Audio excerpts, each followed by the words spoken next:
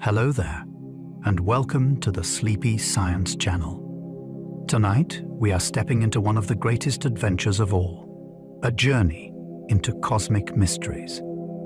Above us stretches a universe that is vast beyond intuition, filled with forces we cannot see, energies we barely understand, and questions that have challenged every generation that has looked up at the night sky. We will wander through dark matter and dark energy, through black holes that bend reality, and through the faint afterglow of the beginning itself.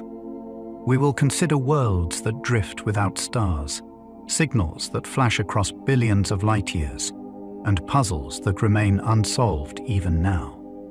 The cosmos is not only enormous, it is strange, dynamic, and still unfolding. If you enjoy these gentle journeys, I invite you to like, subscribe, or share a thought below. It helps others find their way here too, one sleepy soul at a time. But for now, there is nothing you need to do. Let your breathing slow. Let your shoulders soften, and allow your thoughts to drift outward, as vast and open as space itself. And as your body settles and your mind begins to wander, we will explore these mysteries together. Let's begin. Most of the universe is invisible, and we do not know why. When you look up, your eyes are catching a tiny sliver of what exists. Light is only one kind of messenger, and the cosmos uses many others. There are radio waves, infrared heat, ultraviolet glare, X-rays, and gamma rays. There are also things that do not shine at all, yet still shape the universe with their gravity. Even the bright parts can vanish behind dust or get stretched into wavelengths our eyes cannot see. So every telescope is a kind of translator, turning hidden signals into pictures and graphs. The strange part is how much remains missing even after we build better translators. When astronomers add up everything that should be there, stars and glowing gas are only a small fraction. The rest acts real, but stays unseen. We can see only a bubble of the cosmos. The universe may be far larger than what we can observe, or it may even be infinite. Either way, there is a hard limit to what can reach us. Light takes time to travel, and the universe has a finite age. That means there is a horizon, a boundary beyond which signals have not had time to arrive. The boundary is not a wall in space. It is a boundary in time and distance combined. Even stranger, expansion can carry regions away so quickly that their light will never catch up, no matter how long we wait. So the visible universe is like a lighthouse beam in fog. It shows a region around us, bright with information. Beyond it, the cosmos could continue with more galaxies, more voids, and perhaps surprises that we cannot yet imagine. The Big Bang began everywhere at once, not in one place. It is tempting to picture an explosion that happened at a single point, sending matter outward into pre-existing emptiness. The real story is more subtle. The Big Bang describes a time when the entire universe was hot and dense, and then space itself began to expand. Every region was once compressed, and every region took part in the stretching. A helpful image is rising bread with raisins. The raisins move apart, not because one raisin is the center, but because the dough between them grows. From any raisin, all the others appear to recede. That is why distant galaxies seem to be moving away in all directions. There is no unique starting location you can point to on a map. The beginning was not a place. It was a state of the whole universe, everywhere at once. Dark energy seems to be speeding up cosmic expansion. For a long time, many people assumed the universe should be slowing down. Gravity pulls, so expansion ought to lose momentum like a tossed ball. Then teams studying distant exploding stars found something unsettling. Those supernovas looked dimmer than expected, which suggested the universe had stretched more than it should have. The simplest reading was that expansion is accelerating. It was a discovery that changed cosmology overnight, because it implied a push built into space itself. Some call it dark energy, but the name is a placeholder, not an explanation. It might be a constant energy of empty space, or it might be a new field that changes over time. Either way, it shapes the ultimate fate of everything. Dark matter holds galaxies together, yet it has never been directly detected. Galaxies spin in a way that should tear them apart. If you only count the stars you can see, the outer regions move too fast to stay bound. Something unseen provides extra gravity, like an invisible scaffold holding the whole structure steady. The clue appears again and again in galaxy clusters, in the bending of light called gravitational lensing, and in collisions where hot gas separates from the main mass. Experiments on Earth have tried to trap the particles directly, deep underground, in icy detectors and in massive tanks of ultra-pure material. So far, there is no confirmed catch. That makes the mystery sharper. We can trace its fingerprints across the sky, yet the substance itself refuses to show its face, even in our most careful traps. The universe has an afterglow you can detect with antennas. Long after the first light of stars, the universe still carries a much older light. It arrives from every direction with nearly the same strength, like a cosmic whisper that never stops. It was found by accident when two engineers tried to remove persistent noise from their radio equipment. The signal did not fade, and it did not come from any one place. It was the cooled-down remnant of the hot, early universe, stretched by expansion until it became microwave radiation. Today, it is measured from balloons, ground stations, and spacecraft, with extraordinary precision.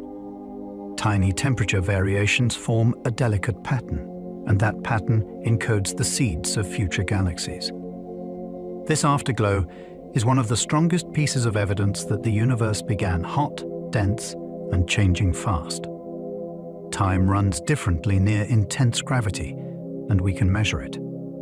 Gravity is not only a pull, it is also a change in how space and time behave. Near a massive object, time passes more slowly compared with time far away.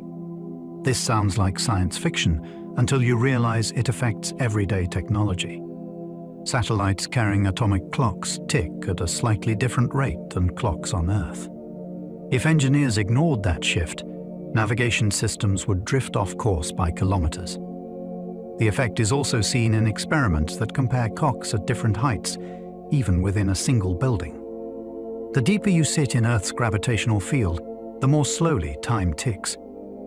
It is a reminder that time is not a single universal river. It is a fabric that can stretch and compress. The universe keeps time in many local rhythms, and gravity is one of the conductors. Black holes warp space so strongly that light can orbit. Light usually travels in straight lines, but gravity bends the path by curving space-time. Around a black hole, that curvature becomes extreme. There is a region where light can circle the hole, not forever in a stable path, but long enough to create dramatic effects. This is part of why black holes can cast a shadow, even though they emit no light of their own. It is also why matter falling inward can look strangely bright. The hot gas in an accretion disk races around at enormous speeds, and its light is bent and boosted on its way out. When the Event Horizon Telescope produced an image of a black hole's shadow, it was not a photograph in the ordinary sense. It was a map of warped light, shaped by gravity so strong that even photons must curve. A black hole's center might hide physics we cannot describe. General relativity predicts that deep inside, gravity can compress matter without limit. In the mathematics, density becomes infinite, and space and time break down. Physicists call that a singularity, but it is better thought of as a warning label. It marks a place where our current equations stop giving sensible answers, Quantum physics should matter there, because the scales become extremely small. Yet we do not have a complete theory that unites quantum rules with gravity. That leaves a gap right at the heart of one of nature's most dramatic objects. Some ideas propose that the core is replaced by a quantum structure, or a region where space-time becomes foamy, or a bounce into a new phase. No one knows. The center of a black hole might be the most honest sign that our map of reality is unfinished. The universe may be flat, which is deeply mysterious. Flatness here does not mean two-dimensional. It means the large-scale geometry of space may have zero overall curvature. In a curved universe, the rules of geometry change. Triangles can have more or less than 180 degrees, and parallel lines can meet or spread apart. Measurements of the cosmic microwave background suggest that, across enormous distances, space is very close to flat. That is surprising because curvature tends to grow with time, unless the starting conditions are tuned with astonishing precision. It is as if the cosmos began balanced on a knife edge. Inflation is one possible explanation, because rapid early expansion would smooth away curvature like stretching a wrinkled sheet. Even so, the question remains: why should the universe have begun in a state that becomes so close to geometrically flat at all? It is a simple result, with a profound backstory. Quantum fluctuations may have seeded every galaxy you see. At extremely small scales, quantum physics tells us that empty space is never truly empty. Fields fluctuate constantly, producing tiny variations in energy. During a period of rapid expansion, those microscopic fluctuations could have been stretched to cosmic scales. What began as subatomic jitters would then become slight density differences across vast regions. Over time, gravity would amplify those differences, turning them into the large-scale structure of the universe. The idea is both humbling and astonishing. The majestic spiral galaxies in the night sky may trace their origins to quantum noise. Observations of the cosmic microwave background show a pattern of fluctuations that matches this picture remarkably well. It is a bridge between the smallest and largest realms, suggesting that the architecture of the cosmos grew from the restless behavior of quantum fields. Space might have grown from a quantum event. Some approaches to quantum gravity suggest that space-time itself is not fundamental. Instead, it may emerge from deeper quantum ingredients, much like temperature emerges from molecular motion. In certain models, the universe could have begun as a quantum transition, perhaps from a prior state or from a fluctuation in a broader framework. These ideas remain speculative, yet they are taken seriously in theoretical research. They attempt to remove the singular beginning predicted by classical equations and replace it with a process governed by quantum rules. If spacetime can arise from something more basic, then what we call reality might be a large-scale manifestation of microscopic relationships. This perspective changes the question from what happened at the beginning to how the concept of beginning itself emerges from quantum structure. Scientists still do not know what dark matter is made of. Across the world, detectors sit in deep mines, under mountains, and beneath thick layers of rock, all waiting for a faint interaction that may never come. The idea is simple. If an unseen particle drifts through Earth, it might occasionally nudge an atom and produce a tiny flash of light or heat. So far, the silence has been profound. Particle accelerators have searched for new candidates, while space telescopes scan for indirect signals that could betray its presence. Each null result narrows the possibilities, yet the mystery remains open. It could be a new kind of weakly interacting particle. It could be something far stranger, woven into space-time itself. The remarkable part is that galaxies depend on it. The cosmos behaves as if this substance is abundant, yet in the laboratory, it remains a ghost. Some theories predict dark matter can annihilate into light. If the unseen particles have antiparticles, Then pairs might collide and convert their mass into energy. That energy would emerge as gamma rays or other high-energy signals.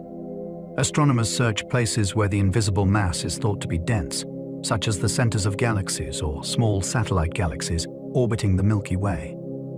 They look for an excess glow that cannot be explained by known sources. There have been hints, debated signals that stir excitement, then caution. The challenge is that space is messy. Pulsars, supernova remnants, and hot gas can all produce similar radiation. Untangling the source requires patience and sharper instruments. If such a signal were confirmed, it would be the first time we watched the dark sector light up the sky, turning a hidden component of the universe into something briefly visible. The missing antimatter problem still has no final answer.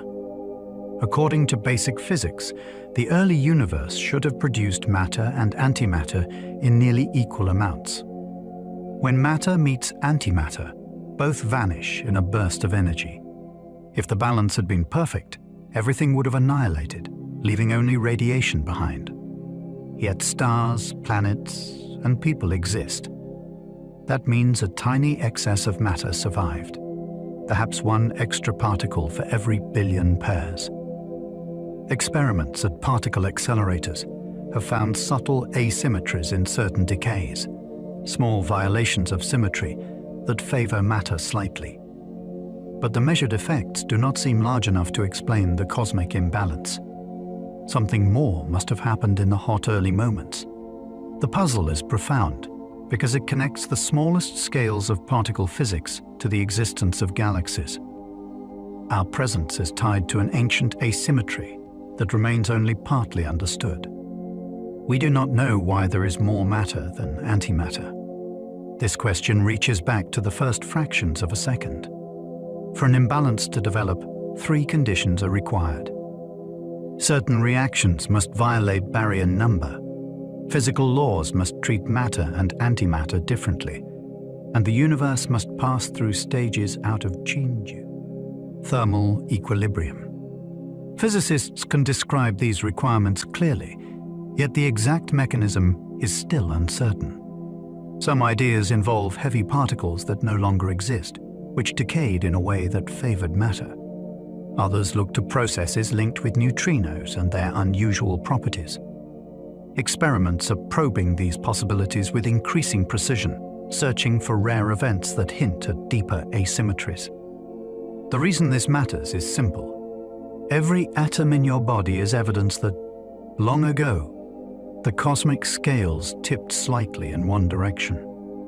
The cause of that tiny tilt remains one of the great open stories. The cosmic microwave background contains tiny birthmarks of galaxies. When the early universe cooled enough for electrons and protons to combine, light was finally free to travel. That light carries a record of conditions at that moment.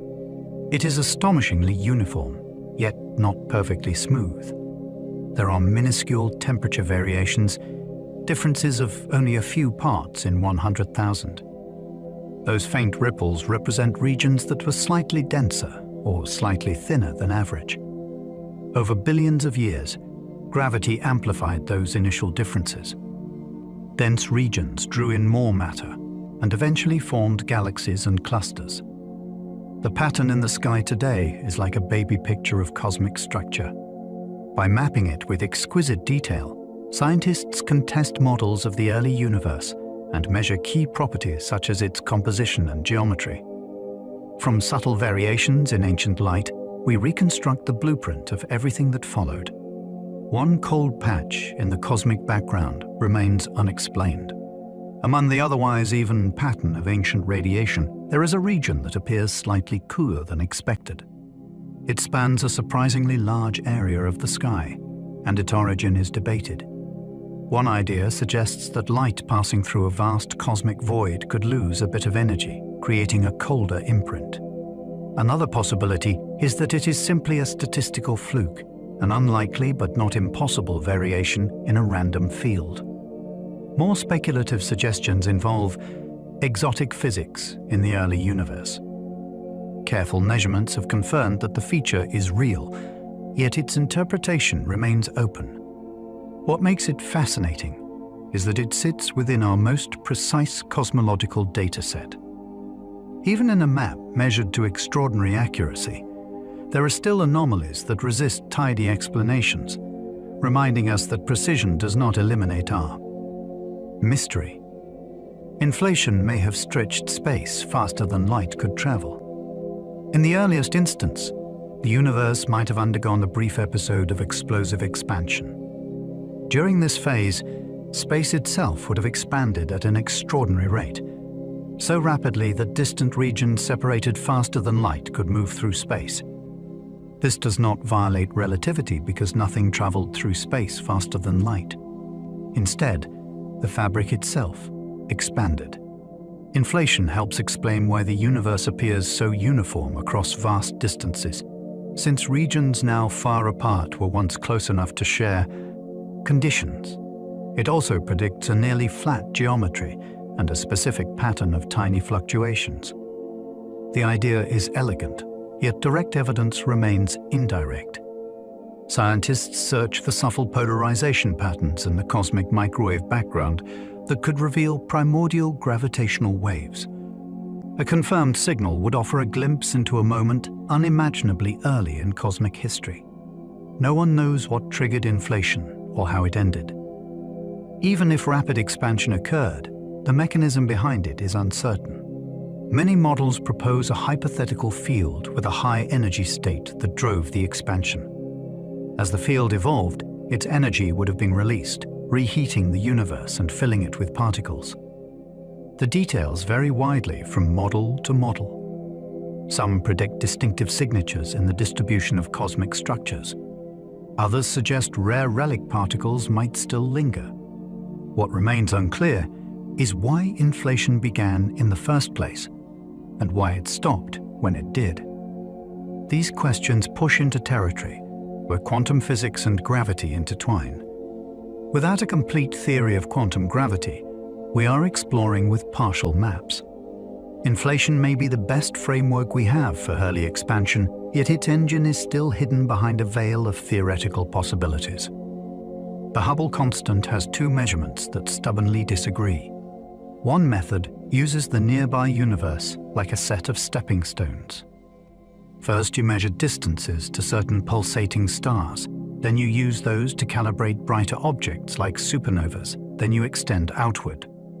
Another method looks at the oldest light in the universe and uses a physical model to infer how fast expansion should be today. Both approaches are careful, both have improved, and yet they land on noticeably different answers. That gap is called the Hubble tension, and it matters because it could be a clue that something is missing from our cosmic story.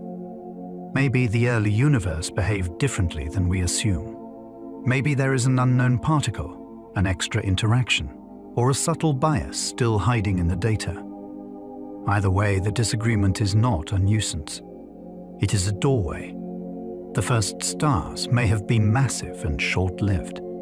Before stars existed, the universe was mostly hydrogen and helium, with almost none of the heavier elements that help gas cool and fragment. In that simpler chemistry, clouds could have collapsed into fewer pieces, which hints that the earliest stars were enormous. They would have burned fuel at a furious pace, shining intensely, then dying quickly on cosmic timescales. Their ultraviolet light would have changed their surroundings, carving bubbles in the dark, and their deaths would have scattered the first heavy elements into space. That enrichment would have altered everything that formed afterward, from later stars to the first rocky ingredients of planets. We do not have a photograph of one of these pioneers. Still, their fingerprints may be written into the composition of ancient gas and the chemistry of the oldest surviving stars. The first starlight may have been brief, but it rewrote the universe.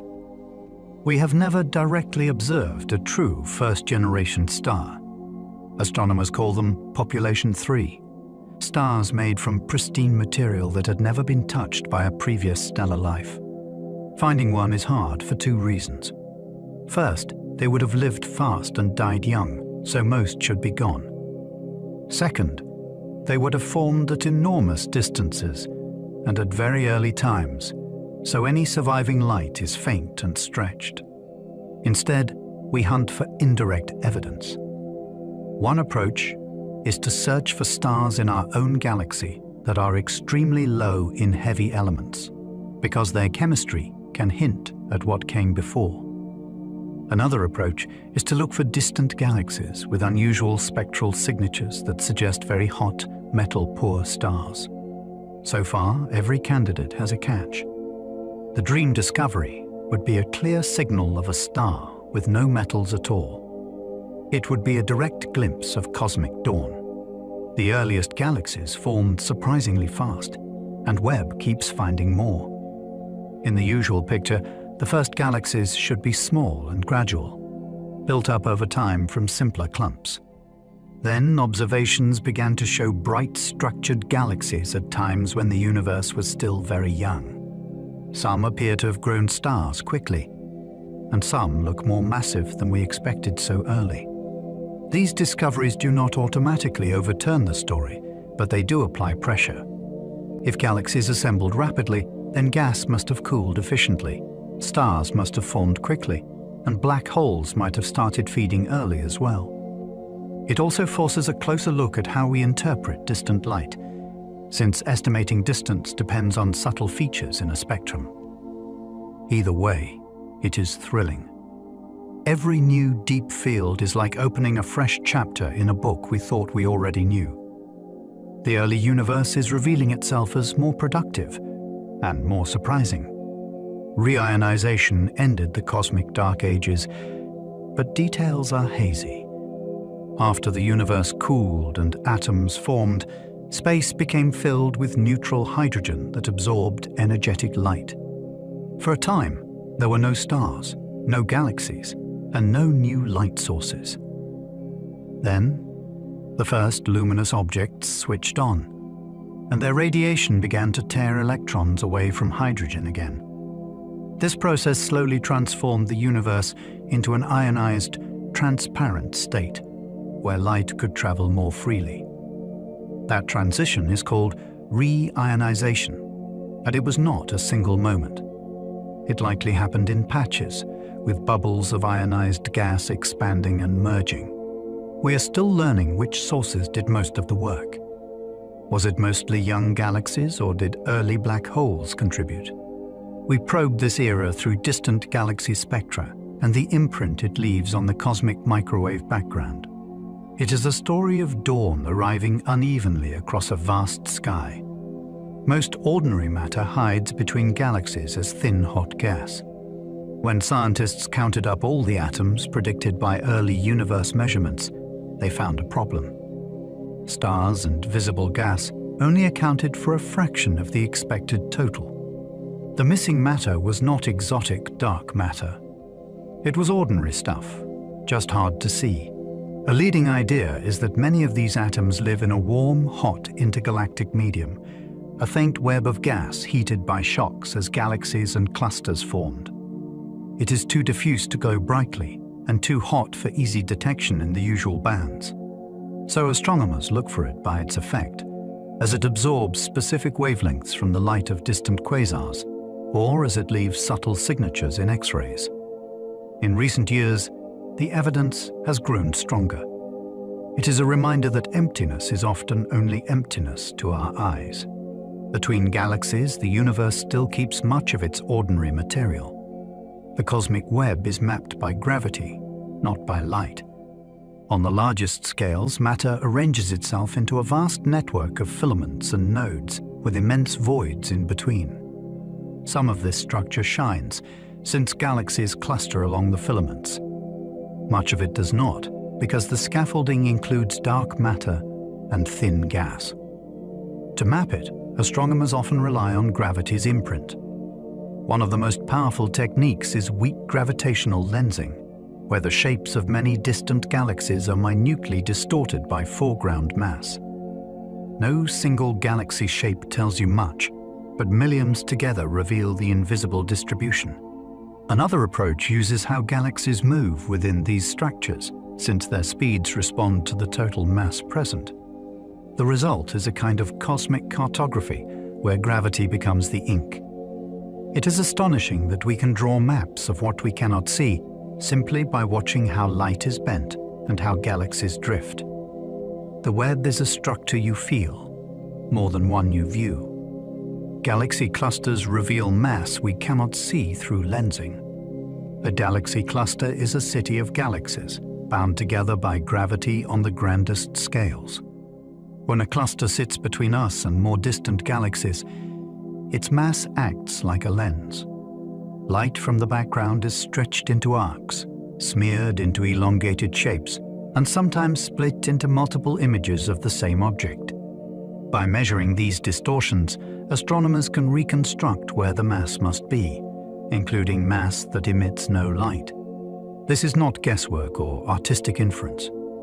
It is geometry, built from the way paths curve through space-time.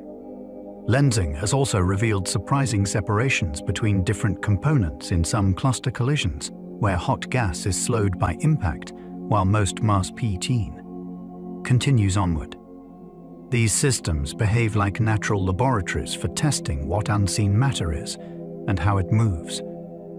A cluster can look like a quiet group of galaxies, yet its gravity draws a hidden map across the sky. Some galaxies seem to have too little dark matter. Most galaxies appear to sit inside large halos of unseen mass, which helps explain how they stay together and how they rotate. Then a few odd cases emerged that look different. Their stars move in ways that suggest surprisingly little extra gravity, as if the usual invisible halo is absent or greatly reduced. If these measurements hold up, they raise fascinating questions. Did these galaxies form in an unusual environment, perhaps losing their halo through tidal interactions? Were they born from material torn out during galaxy collisions where dark matter did not follow?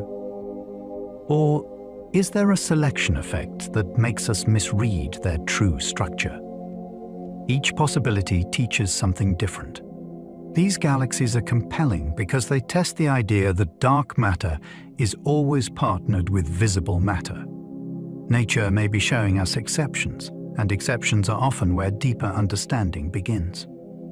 Other galaxies appear dominated by dark matter from edge to core. Some galaxies are so faint that their starlight is like a thin mist spread across a wide area. Yet their stars orbit faster than their visible mass can explain, even near the center. This suggests that the unseen component outweighs the luminous one almost everywhere. Dwarf spheroidal galaxies around the Milky Way are famous examples. They contain relatively few stars, but those stars move as if held in the grip of a much larger mass. That makes these galaxies valuable targets for dark matter studies, because there is less confusion from bright gas and crowded stellar populations.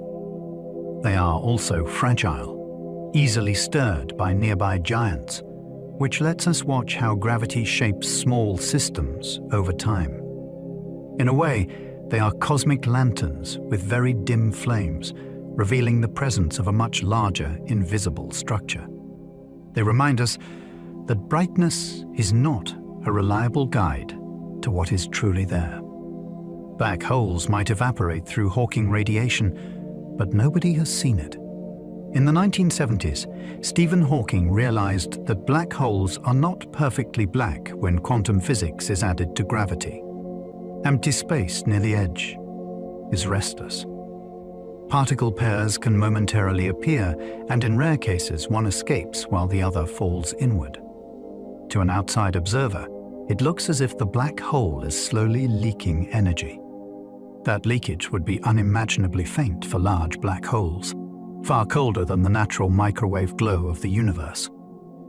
So direct detection is out of reach with current technology. Still, the idea has consequences. It links heat, entropy, and gravity in one eerie package, and it suggests that even the darkest objects have a kind of temperature. Researchers also build laboratory analogues, using fluids or optical systems that mimic horizons, to test related physics in controlled settings. The information paradox asks whether black holes destroy history. Imagine tossing a diary into a black hole. The details of every page, every ink stroke, and every fingerprint seem to vanish behind the horizon. If the black hole later evaporates into featureless radiation, where did the diary's information go? Quantum physics insists that information should not be erased, because erasure breaks the rules of how probabilities evolve. General relativity, in its simplest reading, seems to allow it. That collision of principles is the paradox, and it has driven decades of creative thinking. Some proposals say information is somehow encoded on the boundary, like a cosmic accounting system that never forgets. Others suggest it escapes in subtle correlations within the outgoing radiation. There are also ideas involving new physics near horizons that we do not yet understand. This is not a niche puzzle. It reaches into what reality permits and what it forbids. Event horizons are real boundaries, yet they remain unseeable surfaces. An event horizon is not a wall you could bump into. It is a point of no return, defined by the paths that light can take. Outside, a flash can still climb away. Inside, every future path points inward. That makes the boundary strangely absolute, yet impossible to touch in a simple sense. To a distant observer, infilling matter appears to slow and fade, as its light is stretched to longer wavelengths, and its signals arrive more and more delayed. To the falling object, nothing special may happen at the boundary, depending on the black hole's size. This split perspective is part of what makes horizons so unsettling. They are defined by the structure of space-time itself, not by material substance. We infer them through motion, timing, and gravity, rather than by seeing a surface. Supermassive black holes grew early, faster than models expected. Some quasars shine from a time when the universe was still young, and their brightness implies black holes with masses of billions of suns. The mystery is how they got so big so quickly.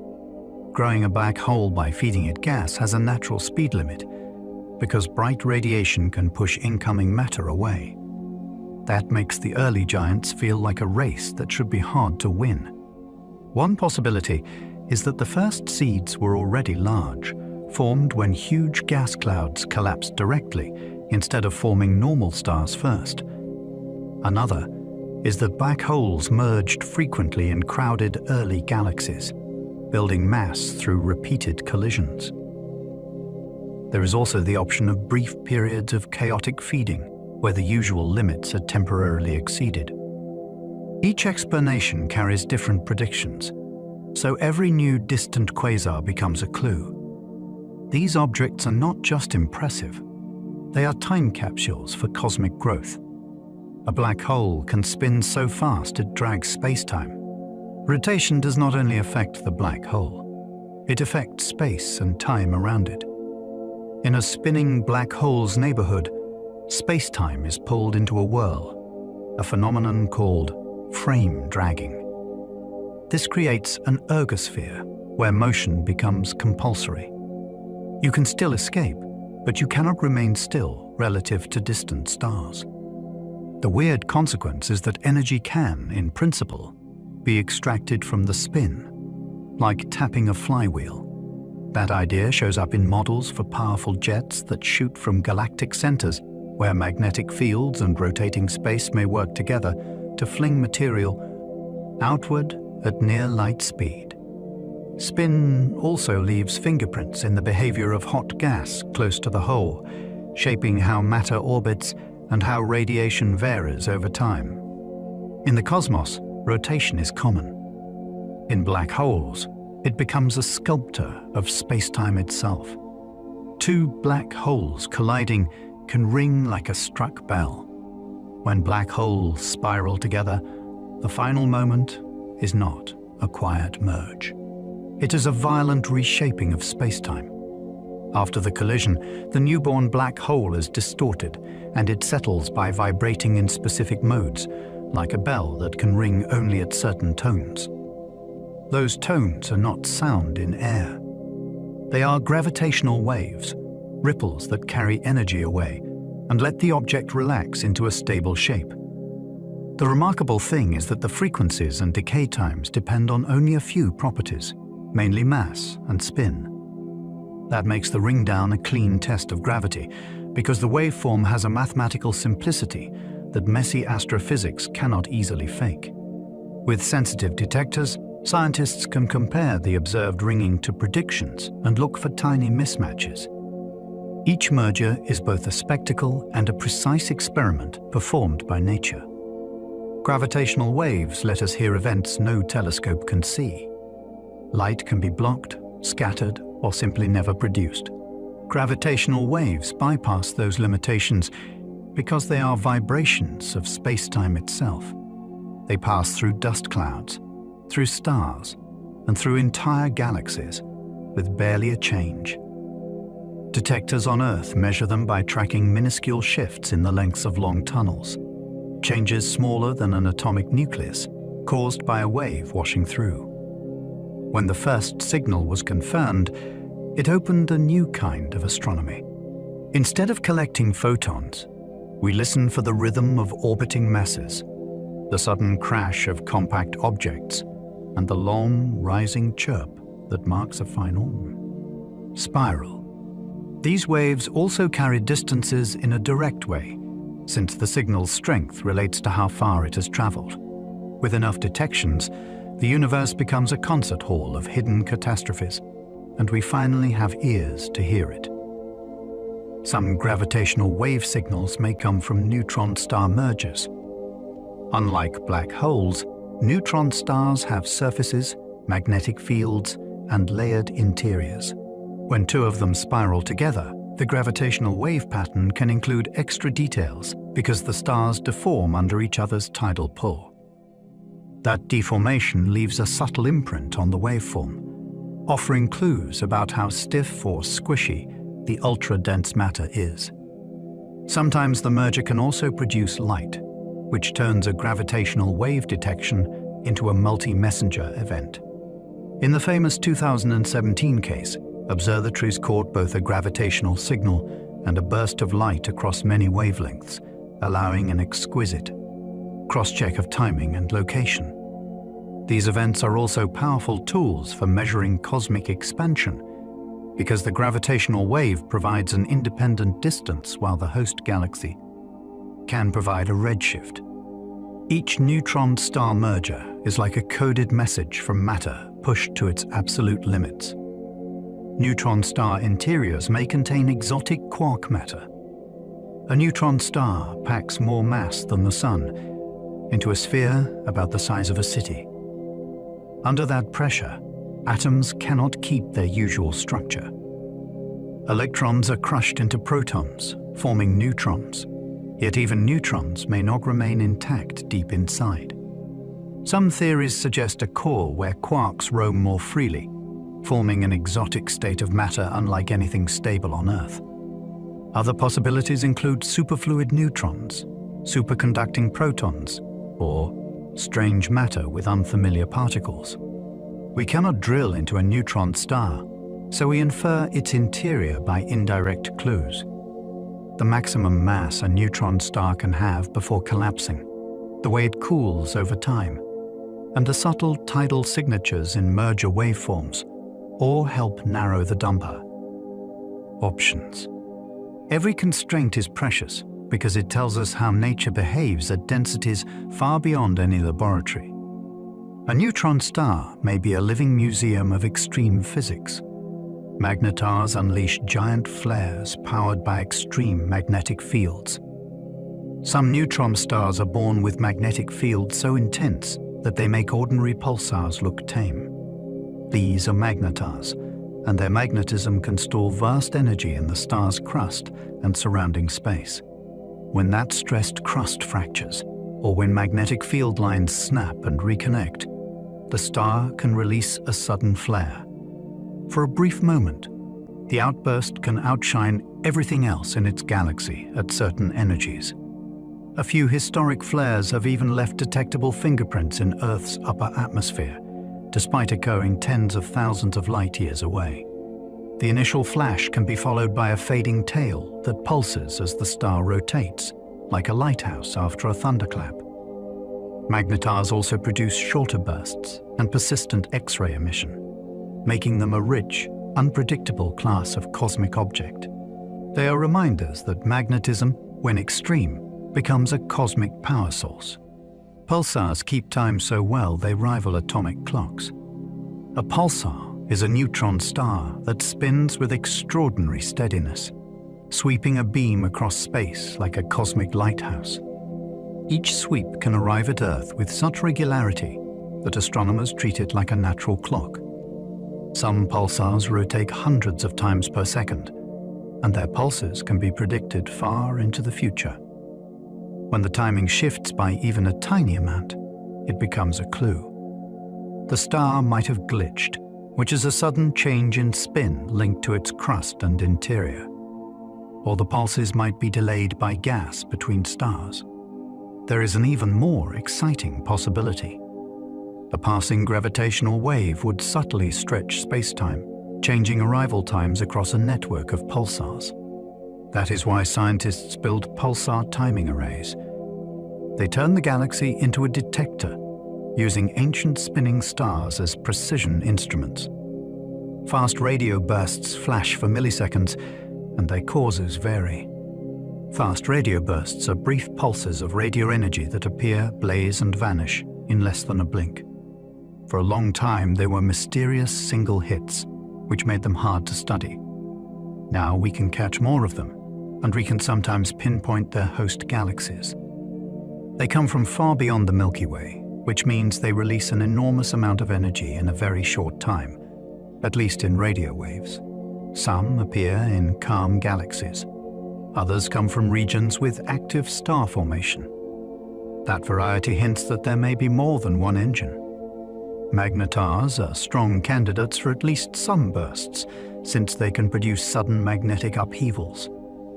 Yet the details are still unfolding, and new kinds of bursts keep appearing. Each detection is like a postcard from a distant catastrophe, delivered in a single sharp note. Some fast radio bursts repeat, which rules out many explanations. When a burst repeats, it changes the detective story. A one-time explosion like a star being destroyed cannot account for an object that keeps sending flashes months or years apart. Repeaters point toward engines that survive their outbursts, such as highly magnetized neutron stars or compact objects interacting with their surroundings. Some repeaters show complex behavior. They can cluster in storms of activity, then fall silent for long stretches. A few even show periodic cycles of active and quiet phases, which suggests an orbital partner or a wobbling beam. Repetition also lets astronomers localize the source more precisely, because they can wait for another flash and measure it with multiple instruments. Once a home galaxy is identified, the environment becomes part of the clue, including nearby star-forming regions or dense gas. Repeaters turn the cosmic surprise into a long-running investigation. Gamma-ray bursts can outshine galaxies, yet last minutes. Gamma-ray bursts are among the brightest explosions known, and they announce themselves with high-energy light that can cross the universe. Some are short, lasting less than a couple of seconds. Others are long, lingering for minutes. That division points to different origins. Short bursts are linked to mergers of compact objects, while long bursts are tied to the collapse of massive stars into black holes. The initial flash is only the beginning. Afterward, an afterglow can unfold across X-rays, visible light, and radio as the blast wave plows into surrounding material. By studying that afterglow, astronomers can measure distance, environment, and energy. Gamma-ray bursts also act like backlights. Their light passes through intervening gas, revealing fingerprints of the early universe in absorption lines.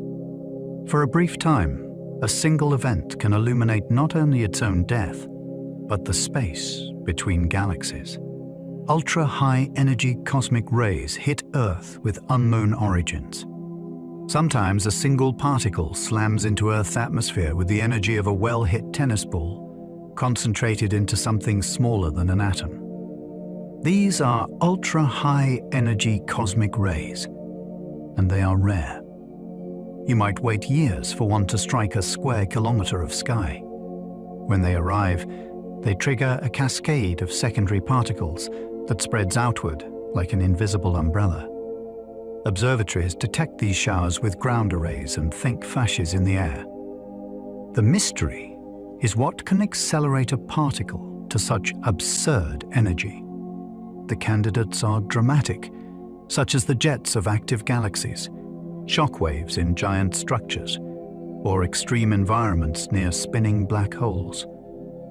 Yet magnetic fields bend charged particles, which scrambles their paths and hides their sources. Even composition is debated, since some may be protons, while others may be heavier nuclei. Each event is a clue from an accelerator we have not identified. Neutrinos pass through Earth, carrying messages from violent cosmic engines. Neutrinos are so elusive that trillions pass through your body each second without leaving a trace. They rarely interact with matter, so they can travel straight from their source, crossing galaxies and clouds that would block light. That makes them ideal messengers from extreme places. A neutrino can escape from deep inside an exploding star, or from regions around black holes where dense material would trap photons. Detecting them requires enormous instruments, often built in ice or water, where rare interactions create faint flashes that sensors can catch. When a high-energy neutrino is traced back to a patch of sky, astronomers can look for a counterpart, such as an active galaxy flaring at the same time. This is a new kind of astronomy. It is not about seeing. It is about catching a nearly ghost-like particle and using it to point toward the universe's most powerful engines. The universe should contain a neutrino background we cannot yet detect. Long before atoms formed and the cosmic microwave background was released, the early universe was a hot soup where neutrinos were constantly created, scattered. Then the universe expanded and cooled, and neutrinos stopped interacting much with other matter. They streamed freely through space, forming a cosmic neutrino background that should still fill the universe today. In principle, it is a relic older than the microwave afterglow. In practice, it is extraordinarily hard to detect because these neutrinos are very low energy. They drift through everything almost without notice. Yet their existence is supported indirectly, since neutrinos influence how the early universe expands and how structure grows. Scientists dream of future experiments that could detect the background through subtle effects on radioactive decay or through delicate interactions in advanced detectors. If it were measured directly, it would be like hearing a whisper from an era even earlier than the first light we can see. We still do not know the absolute masses of neutrinos. Neutrinos have mass, but they are so light that measuring their true weights is a major challenge. We know they change type as they travel, a phenomenon called oscillation, and that behavior reveals differences between their masses. It does not reveal the full scale. To find that, scientists use several clever strategies. One is to study beta decay with exquisite precision, watching how energy is shared at the end of the decay and looking for the tiny imprint of neutrino mass. Another is to use the cosmos itself, since massive neutrinos affect how small structures form by smoothing out clumps on certain scales. A third approach searches for a rare process called neutrinoless double beta decay, which would reveal that neutrinos are their own antiparticles and would also constrain mass. The answer matters because neutrinos are among the most abundant particles in the universe. Their collective mass shapes cosmic history in subtle ways. Cosmic rays can create showers that reach the ground. A high-energy particle enters the atmosphere, and almost instantly it collides with an air molecule, producing a spray of new particles. Those particles collide again, and the cascade grows. By the time it reaches the ground, the shower can cover a wide area, with muons and other particles arriving in a brief burst. You are not usually aware of it, but detectors can count these arrivals and reconstruct the original cosmic rays' energy and direction. Some showers are detected by arrays of sensors spread across deserts or high plains. Others are inferred through faint ultraviolet light, produced when the cascade excites nitrogen in the air. This technique turns the atmosphere into part of the instrument. It also reveals the universe as an active place. Space is not empty and calm. It is filled with particles in motion, many launched by violent astrophysical processes and delivered to Earth as a constant, invisible rain. Space is filled with plasma, and its behavior is still tricky. Plasma is a state of matter where atoms are stripped into charged particles, and it dominates the visible universe. Stars are plasma. The solar wind is plasma. Many nebulae in the space between stars contain plasma too. Because the particles are charged, electric and magnetic fields can steer them, twist them, and store energy within them. That leads to behaviors that are unfamiliar if you only think in terms of ordinary gases. Plasmas can form filaments, double layers, and sudden eruptions when magnetic fields reconnect. They can also generate waves that move energy over great distances. Understanding plasma is not only an academic pursuit. It affects how stars shed mass, how planets are battered by space weather, and how jets and accretion disks behave around compact objects. It also shapes technology, from fusion research to satellite safety. In many corners of the cosmos, magnetism and plasma choreograph the action together. The solar corona is hotter than the surface, and that is odd. If you move away from a campfire, you expect the air to cool. The sun does the opposite. Its visible surface is hot, yet the outer atmosphere above it reaches temperatures of millions of degrees. That should not happen if heat simply leaks outward. Something must be pumping energy into the corona. The leading suspects are magnetic. The sun's tangled field can braid, snap, and reconnect, releasing stored energy in sudden bursts. There are also waves that travel through solar plasma, carrying energy upward like vibrations along a rope. Spacecraft that fly close to the sun have begun sampling this region directly, measuring particles and fields where the heating happens. Even so, the full recipe is still debated. This mystery matters because the corona is the source of the solar wind, and that wind shapes the environment of every planet. The sun's magnetic field flips roughly every 11 years. The sun is not a solid ball. Its equator rotates faster than its poles, and that differential rotation stretches magnetic field lines like taffy. Deep inside, churning plasma and rotation act together as a dynamo, building and rearranging magnetism over time. As the cycle progresses, sunspots appear in bands, drift toward the equator, and then fade. Near the peak, the global magnetic pattern becomes complex, and the sun's north and south magnetic poles swap. After the reversal, the cycle begins again with the new polarity. This flip is more than a curiosity. It changes how magnetic storms propagate through the solar system, and it influences the intensity of space weather near Earth. Scientists track the cycle with satellites that watch the sun's surface and atmosphere, because understanding the rhythm helps forecast the moments when the sun is most restless. Solar storms can reshape Earth's skies with auroras. When the sun throws out a cloud of charged particles and magnetic fields, it can sweep across the solar system like a fast-moving weather front.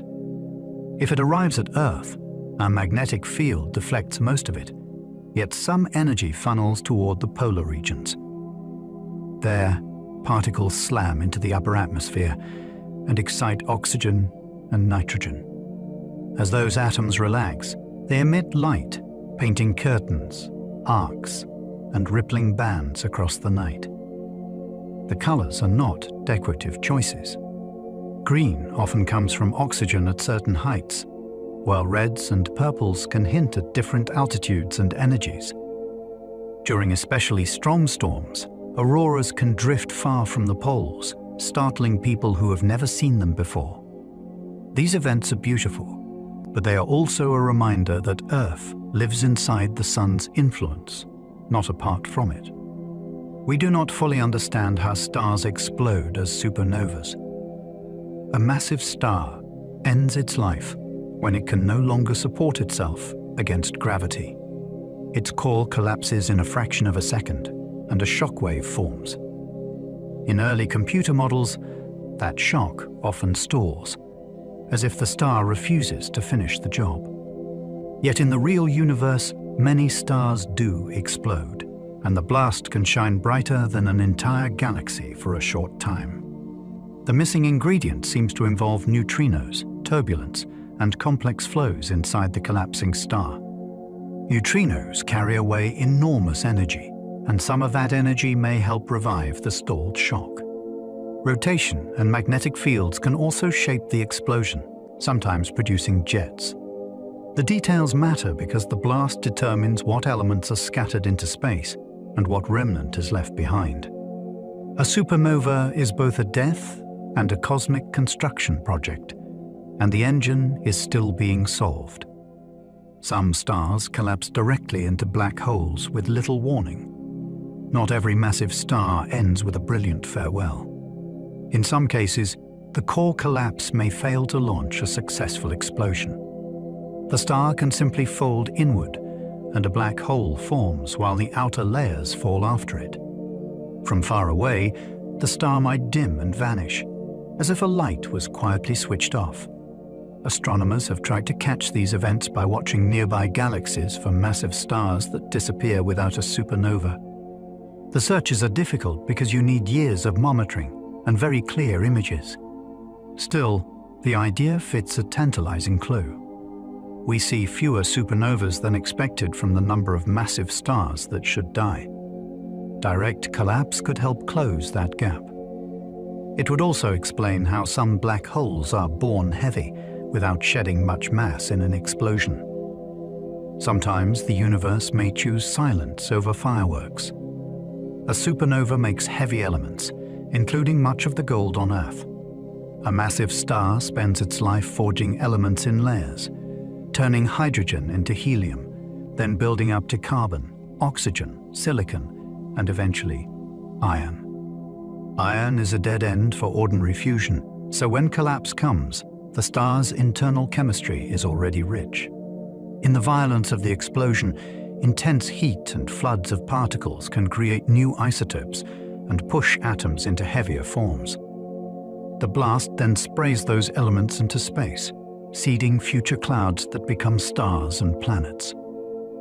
Some of the heaviest elements, including a portion of Earth's gold, likely require especially neutron-rich conditions that may occur in certain supernova environments.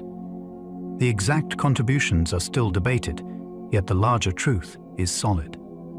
The calcium in your bones and the iron in your blood were made in stellar interiors, then delivered across space by ancient explosions.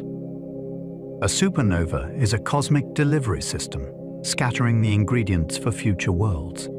Neutron star mergers also forge heavy elements, but proportions are debated.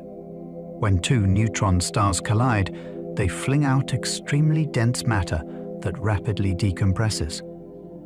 In that moment, atomic nuclei can capture neutrons faster than they can decay, building very heavy elements in a chain reaction called the rapid process. The radioactive debris glows as it decays, producing a kilonova, which can shine in optical and infrared light for days. That glow carries fingerprints of freshly made elements, and it provides some of the clearest evidence that mergers are major factories for the heaviest nuclei. The open question is how much of the cosmic inventory they supply. Mergers are rare compared with supernovas, yet they produce a lot per event. Their rate may also have changed over cosmic time. Some chemical patterns in old stars suggest multiple sources. So the debate continues, and it is a thrilling one. It asks which catastrophes paid the bill for the rarest metals in the universe. White dwarfs can steal matter until they detonate as standard candles. A white dwarf is the dense core left behind when a sun-like star finishes its life. In a close binary, it can pull gas from a companion star. As that stolen material piles up, pressure and temperature rise on the dwarf's surface. Under the wrong conditions, the buildup can ignite in a runaway thermonuclear blaze. The star is not merely burning fuel. It is unbinding itself. The result is a Type 1a supernova, an explosion bright enough to be seen across huge distances. Because many of these events reach similar peak brightness, astronomers use them to measure the scale of the expanding universe. That use is powerful, yet it depends on understanding the details of how the explosion starts. Does the white dwarf reach a critical mass, or can it detonate earlier through surface ignition and shock? Different paths can produce slightly different brightness. This is why these explosions are both tools and puzzles, lighting up the sky and testing our assumptions at once. Some standard supernovas show surprising diversity that complicates distances. Type 1 supernovas became famous because they appeared to behave like reliable beacons. Over time, deeper surveys revealed that they are not perfectly identical. Their brightness and color can vary with the properties of their host galaxies, their local environments, and the exact way the explosion begins. Dust can also redden and dim the light, and dust behaves differently from place to place. Astronomers handle this by using careful calibrations, comparing light curve shapes, colors, and spectra to standardize each event. The method works well, yet the remaining scatter matters because these supernovas underpin some of our most important measurements, including the rate of cosmic bar. Expansion. Diversity is not a failure. It is information. Each variation is a clue about the progenitor system, the ignition mechanism, and the physics of nuclear burning under extreme conditions. The better we understand the diversity, the more trustworthy the cosmic yardstick becomes. The heaviest elements require rare events we are still counting. Elements like uranium and thorium are not produced in ordinary stellar fusion. They demand environments with huge neutron supplies and violent energy, where nuclei can grow quickly and then settle through radioactive decay. We know some candidate sites, yet we are still tallying their contributions. Neutron star mergers are one strong source, but their frequency over the history of the universe is uncertain. Certain unusual stellar explosions may also contribute, including events driven by rapid rotation and strong magnetic fields, which can create neutron-rich outflows. The evidence is written in the chemistry of very old stars.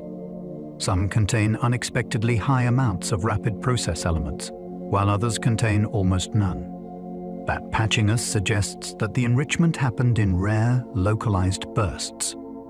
Each time we measure stellar abundances in the Milky Way's oldest populations, we are reading a forensic record of ancient catastrophes. The heaviest elements are not common because the events that make them are not common. That rarity is part of their story. Many exoplanets orbit so close they are slowly being stripped away. Some planets skim their stars so tightly that they live inside a storm of radiation and charged particles. The star's ultraviolet light can heat the upper atmosphere until it swells outward. Then the stellar wind carries that gas away like smoke in a strong breeze. Astronomers can sometimes watch the loss in real time. In certain hot planets, hydrogen leaves such a large cloud, but it changes how the starlight looks during a transit. These worlds are not stable in the way Earth feels stable. Their size, density, and chemistry can evolve over millions of years, which is quick by cosmic standards. A planet can begin as puffy and end as compact, or lose key molecules that once shaped its climate. Each evaporating world is a natural experiment, showing how harsh light can sculpt a planet's fate. Some exoplanets are tidally locked, with permanent day and night. When a planet orbits close to its star, gravity can force it into a spin state, where one side always faces the light. That creates a permanent day side and a permanent night side, and the boundary between them becomes the most important region on the world. If the atmosphere is thick enough, winds can carry heat around, softening the temperature contrast. If the air is thin, the day side can become blistering while the night side freezes into darkness. Scientists model these planets with climate simulations that include jet streams, cloud formation, and even the possibility of dayside storms that never end. Some models predict a bright reflective cloud deck on the hot side that changes the planet's observed brightness. Tidally locked worlds also challenge the usual idea of habitability. Life, if it exists, might favor a ring of mild conditions near the terminator, where sunrise and sunset never move. Atmospheric escape can turn a Neptune-like planet into a bare core.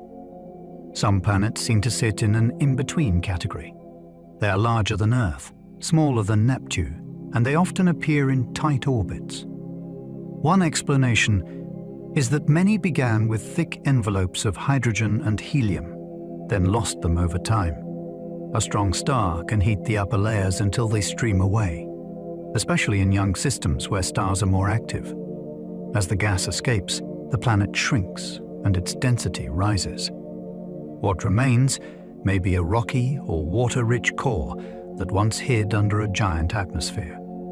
This process helps explain why astronomers see a gap in planet sizes, with fewer worlds in certain radius ranges. It also means that the planet you detect today might not resemble the planet that formed. Each stripped core is a clue to the early history of its star and to how vulnerable atmospheres can be. Water worlds may exist with oceans far deeper than Earth's. Imagine a planet where water is not a surface feature, but the dominant geology. Some models allow worlds with global oceans hundreds of kilometers deep, far beyond any trench on Earth. At those pressures, water behaves differently. Deep down, it can form exotic high-pressure ice that is still solid even at warm temperatures. That creates a strange layered planet. You might have ocean on top, then a thick shell of dense ice, then rock beneath. This matters for life because contact between water and rock can drive chemistry, yet a high-pressure ice layer could cut off that interaction. Scientists look for hints of such planets through density measurements, since water-rich worlds are often less dense than rocky ones of the same size. A deep ocean also changes climate. It can store heat, circulate slowly, and blur the line between atmosphere and sea. Water worlds expand the idea of what a planet can be and what life would need. A planet might rain iron depending on its chemistry and heat. On some ultra-hot giant planets, temperatures can soar high enough to vaporize metals. That means materials we think of as solid can exist as gas in the upper atmosphere. As winds carry that vapor to cooler regions, it can condense into droplets and fall, which makes the phrase iron rain more than a metaphor. Astronomers cannot watch individual raindrops, but they can detect the chemical fingerprints of metals in the planet's atmosphere by studying how starlight filters through during a transit. The spectra can show sodium, potassium, and even hints of iron and other heavy elements, depending on the world. These planets also have fierce winds driven by the contrast between hot and cool regions, which can redistribute vapor before it condenses. Weather on such a planet is not about water. It is about rock and metal cycling through the sky and falling back down in an alien storm. Rogue planets wander without stars, warmed only by internal heat. Not every planet stays loyal to a star. During the chaotic early years of a planetary system, close encounters can fling a world outward until it escapes entirely. The result is a rogue planet, drifting through interstellar space with no sunrise and no year. You might think such a world would be an instant ice ball, yet it can still carry heat. Radioactive elements in the interior can keep a core warm, and if the planet is large enough, leftover heat from formation can linger for a long time. Some scientists even consider the possibility of subsurface oceans beneath thick ice, insulated like a thermos, although this depends on composition and size. Detecting rogues is difficult, since they do not shine like stars. One method is microlensing, where a passing planet bends background starlight and briefly brightens it. Each detection suggests that the galaxy may be filled with dark, wandering worlds. Some moons may hide oceans beneath ice, and we are searching. In the outer solar system, sunlight is weak, yet several moons show signs of internal activity. The secret is tidal heating. As a moon orbits a giant planet, gravity flexes it over and over, kneading the interior and generating heat. That heat can maintain a liquid ocean beneath an icy shell. This idea changes what it means to be a potentially habitable place. You do not need to orbit in a narrow band around a star if you have energy from tides and chemistry from rock and water. Scientists look for indirect clues. A magnetometer can detect a conductive salty ocean by how it responds to changing magnetic fields. Surface cracks and chaotic terrain can hint at motion below. Plumes, if present, can deliver subsurface material into space. Each of these signs is a piece of a larger puzzle. Hidden oceans are not science fiction anymore. They are targets. Europa's surface fractures hint at an active ocean below. Europa looks like a bright ice world, etched with long lines that crisscross its surface. Those lines are more than decoration. They suggest that the ice shell has been pulled, broken, and shifted by stresses over time.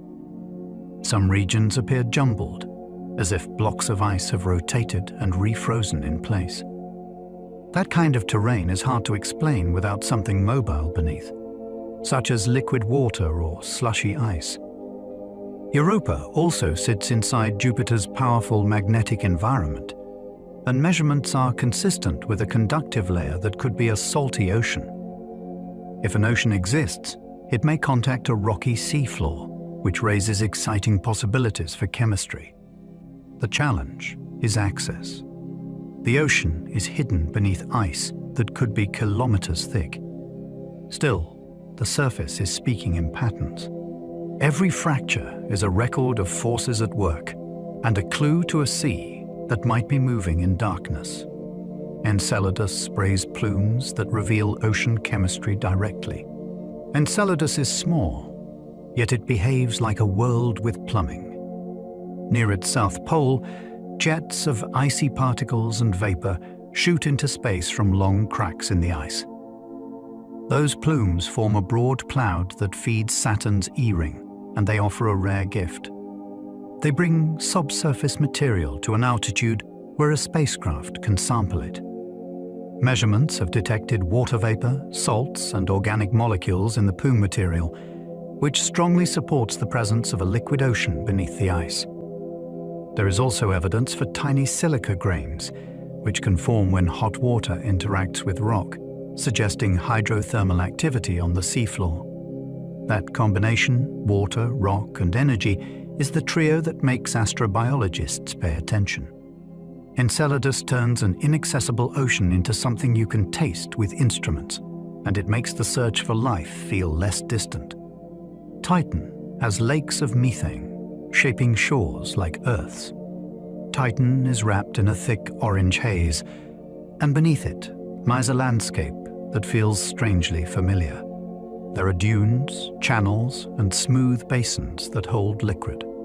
The twist is that the liquid is not water. It is methane and ethane, stable at Titan's frigid temperatures.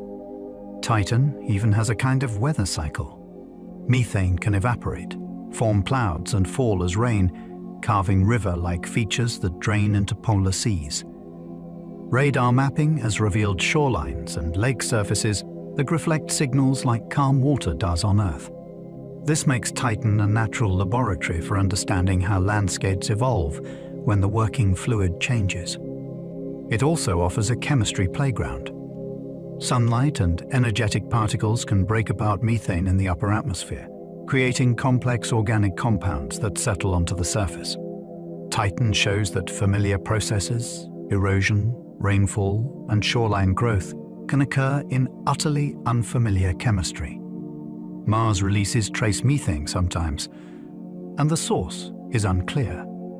Orbiters and rovers have reported small, sometimes fleeting hints of methane in the Martian air.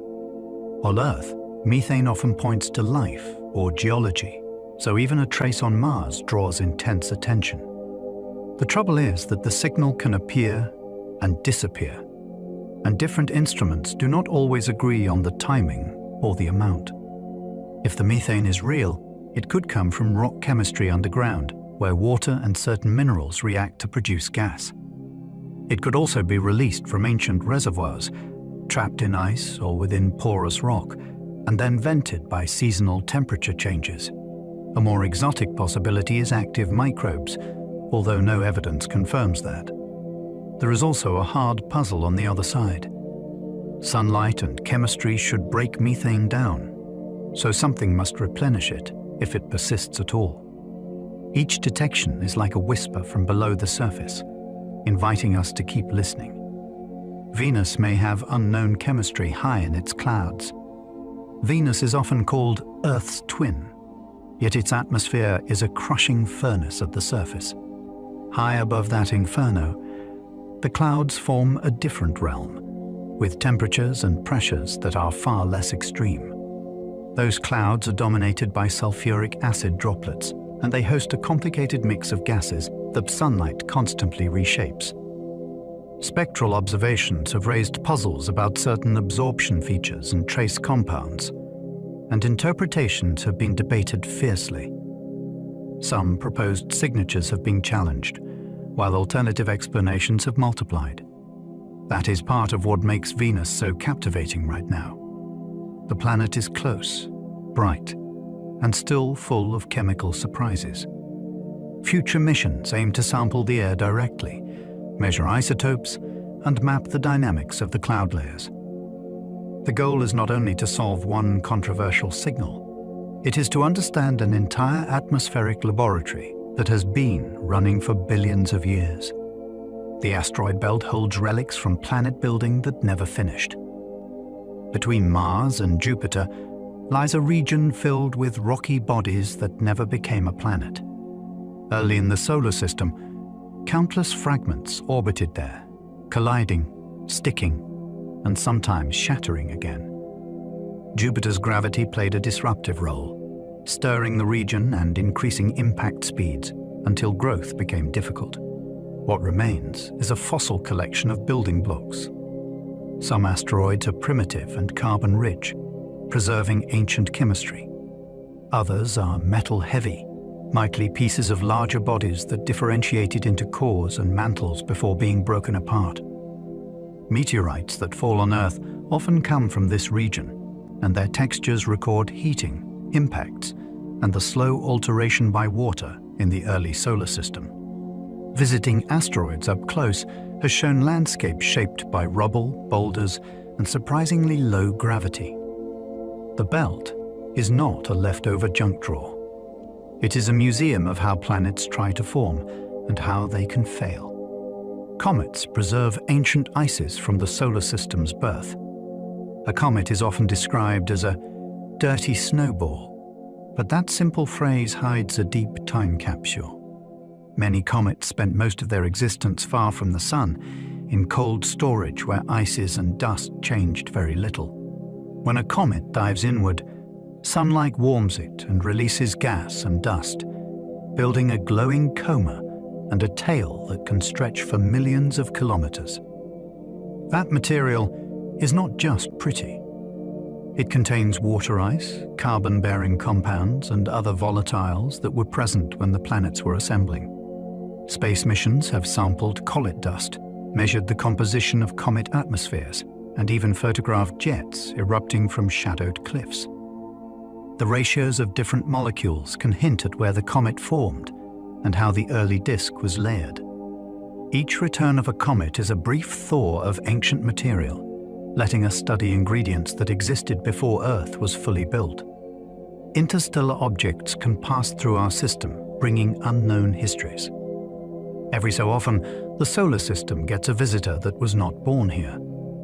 These objects arrive on paths that do not loop around the Sun, which means they are passing through from the wider galaxy. Their speed and trajectory reveal that they belong to no familiar family of comets or asteroids. In a sense, they are free samples of other planetary systems, delivered without needing a starship.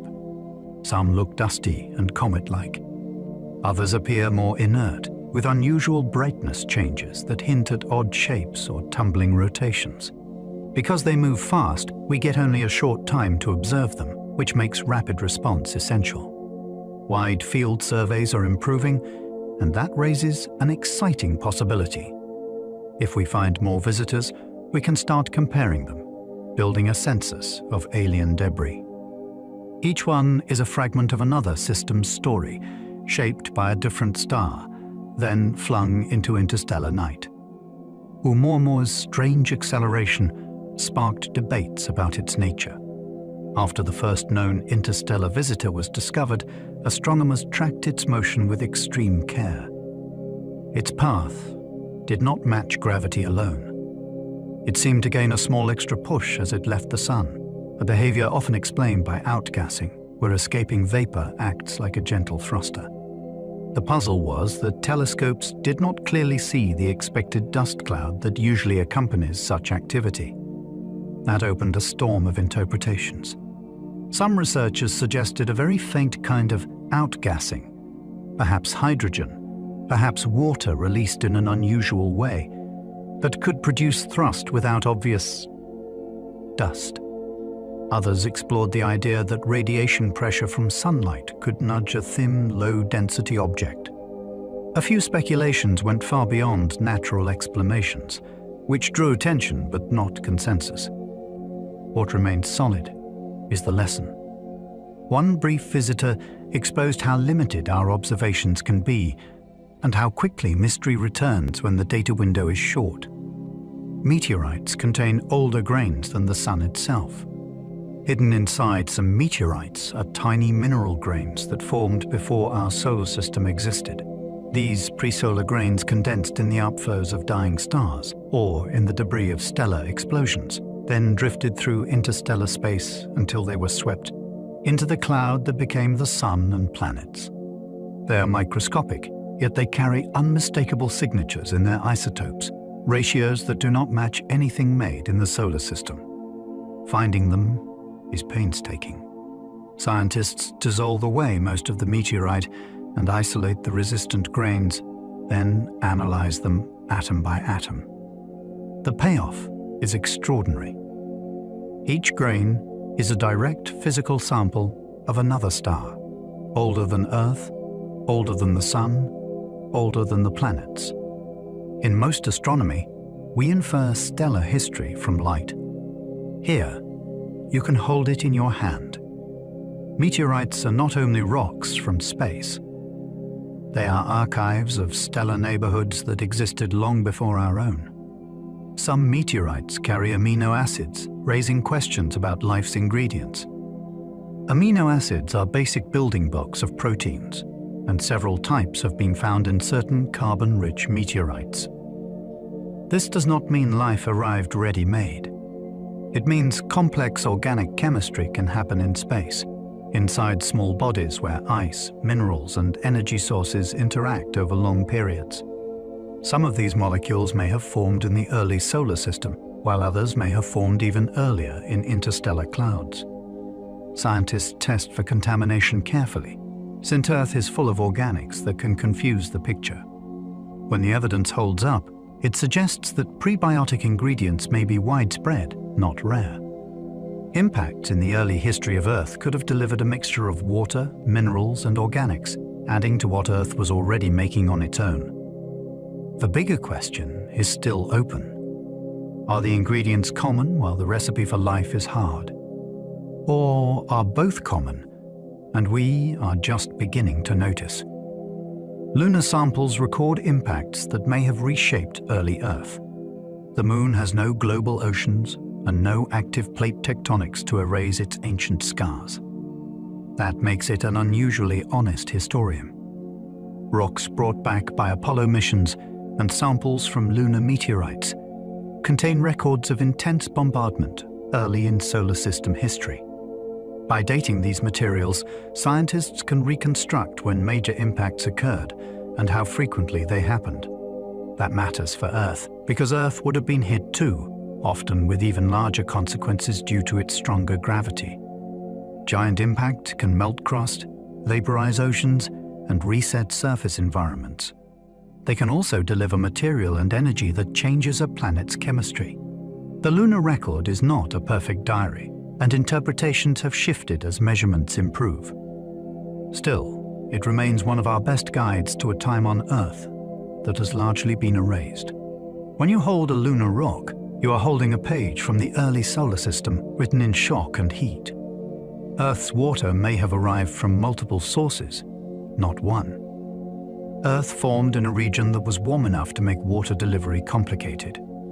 Early heat could drive off volatiles, yet the planet ended up with oceans. Evidence suggests the answer may be a blend of contributions over time. Some water likely came from the planet's own building blocks, locked in minerals that later released it through volcanism and degassing. Additional water may have been delivered by impacts from small bodies that formed farther from the Sun, where ice was more stable. Different sources carry different isotopic fingerprints, especially in the ratio of heavy hydrogen to ordinary hydrogen. Measurements do not point cleanly to a single origin story, which is why a mixed model has grown more popular. The implication is beautiful. Earth's oceans may be a mosaic assembled through growth, geology, and chance deliveries, rather than a single lucky gift. Water on Earth is not only a feature, it is a history written in chemistry. The Fermi paradox asks why we see no alien signals. If life can arise on many worlds, and if technology is not a once-in-a-universe accident, then the galaxy ought to feel busy. There are billions of stars, and the Milky Way is old enough for civilizations to rise, spread, and leave traces. Yet the sky is silent. That mismatch is the Fermi paradox, and it is not a single question. It is a whole cluster of possibilities. Maybe intelligent life is rare. Maybe it does not last long. Maybe advanced societies choose not to broadcast, or they communicate in ways we have not learned to detect. There is also the unsettling option that evidence is present, but we are not looking with the right tools or the right patience. The paradox is powerful because it turns our own existence into a data point, and it challenges us to explain the quiet without assuming we are special. The wow signal remains intriguing, yet it never repeated. In the late 1970s, a radio telescope scanning the sky recorded a narrowband signal that stood out from the background like a single clear note. It lasted less than 2 minutes, which fit the timescale of a telescope beam passing over a source as Earth rotated. The signal seemed to come from a region near the constellation Sagittarius, and it was strong enough to make a researcher scribble "wow" in the margin. The mystery is not only what it was, it is that it did not come back. Follow-up searches aimed at the same area found nothing comparable. That leaves several possibilities. It could have been a rare natural event. It could have been human interference that fooled the system. Or it could have been something truly distant and intentional that happened only once, or only rarely. One brief spike created decades of curiosity, because it sits right on the line between mundane and astonishing. life might be common, while intelligent civilizations are rare. Microbes appeared on Earth surprisingly early, at least by what our rocks suggest. Complex life, however, took much longer to evolve, and intelligence that builds radios arrived very late in Earth's story. That pattern inspires an idea. Perhaps simple life is easy to start, yet the path to advanced technology is full of bottlenecks. You might need stable climates for long stretches. You might need the right mix of continents and oceans. You might need plate tectonics to recycle nutrients, or a large moon to steady a planet's tilt. You might need lucky evolutionary innovations that are hard to repeat. None of these are proven requirements. They are hypotheses that try to explain why biology could be widespread, while cosmic conversation remains rare. The thought is both hopeful and humbling. The universe might be alive in many places, yet still mostly quiet in the ways we can notice. Technosignature searches now look beyond radio into infrared waste heat. Radio is a natural starting point for searching, because it can travel far and it is easy to generate. Yet it is not the only clue a technological society might leave behind. Any civilization that uses large amounts of energy must eventually dump that energy as heat. On a planetary scale, that could slightly change the infrared glow of a world. On a stellar scale, ambitious engineering could alter how a star's light is absorbed and re-emitted. Astronomers can look for unusual infrared excesses, odd light curves, or structures that do not match known natural patterns. These searches must be cautious, because dust and ordinary astrophysics can mimic strange signals. Still, broadening the hunt matters. It reduces the chance that we miss evidence simply because we expected it to look like a radio broadcast. Technosignatures are about behavior, not biology. They invite us to imagine many kinds of technology, and then ask what fingerprints physics would force them to leave. The Drake equation is simple, but every term is uncertain. The Drake equation looks like a tidy way to estimate how many communicating civilizations might exist. It multiplies factors, such as how often stars form, how many have planets, and how many of those planets could support life. Then, it adds the hardest parts. How often does life actually appear? How often does intelligence arise? How long do technological societies remain detectable? Each term is a doorway into a different science, from astronomy to geology to evolution to sociology. Some of the early terms are improving quickly, because exoplanet surveys have shown that planets are common. The later terms remain wide open, because we have only one known example of life, and one known example of a radio-capable species. The equation is valuable anyway. It forces us to name our assumptions, and it shows exactly where our ignorance lives. It is not a calculator that gives answers. It is a map of questions. We do not know how often planets become truly habitable. A planet can sit in the right temperature zone and still be hostile. It might lose its atmosphere to stellar winds. It might start with too little water or end up locked under global ice. It might suffer runaway greenhouse heating, or it might have a surface sterilized by extreme radiation. Habitability is not a single dial. It is a network of processes that must work together for long periods. Atmospheres must be retained and renewed. Chemistry must cycle key elements. A star's activity must be survivable, not only on rare bad days, but over eons. Even a planet's interior matters, because volcanic outgassing can rebuild air after loss, while magnetic fields can help shield it. When astronomers say a world is potentially habitable, it usually means only that liquid water could exist somewhere on the surface. The deeper question is persistence. How many worlds stay friendly long enough for life to gain a foothold and diversify? We are only beginning to learn. The origin of life might require rare chemistry, or it might not. We still do not know which step is the hardest. Is it easy to go from simple molecules to self-copying chemistry, given water, energy, and time? Or is that transition so unlikely that it almost never happens? Earth cannot answer that alone, because we do not know how many failed attempts happened here before success, or what environments mattered most. Researchers explore many pathways. Some focus on hydrothermal vents, where mineral-rich fluids meet cold ocean water and create natural chemical gradients. Others look to shallow pools, where cycles of drying and wetting could concentrate molecules and encourage complex reactions. There are also experiments with ice, with clays, and with ultraviolet light as a driver.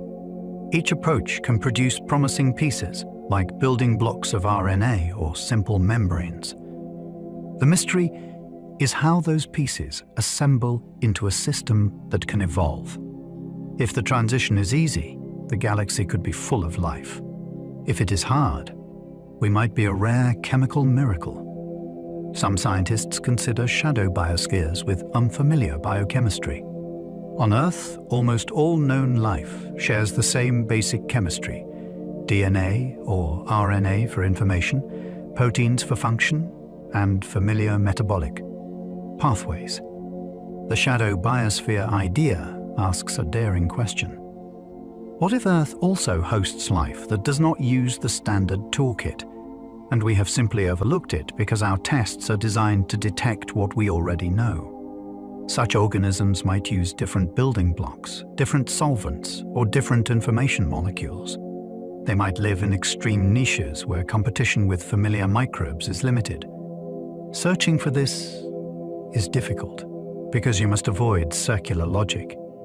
If you use the usual genetic stains and culture methods, you will preferentially find ordinary life.